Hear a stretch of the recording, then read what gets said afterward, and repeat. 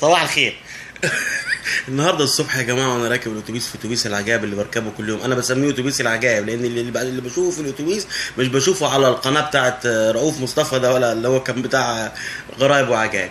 النهارده اتنين راكبين جنبي في الاتوبيس الصبح، واحد بيكلم التاني عاوج خشمه كده، بص عاوج كده خشمه. انا من قبيله شيخ العرب همام، انا شيخ العرب الهمام الكبير، يبقى جدي، احنا كلنا من سلاله الهماميه واحنا جينا هنا. انا اصلا المفروض ان انا اعيش في قصور، احنا ابناء سلاطين وابناء ملوك وابناء امراء.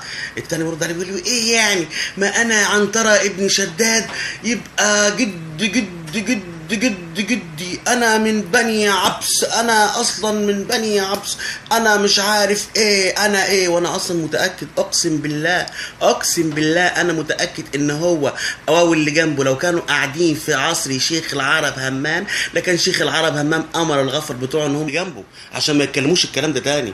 انا مش فاهم ايه وجهة نظرك يا ابني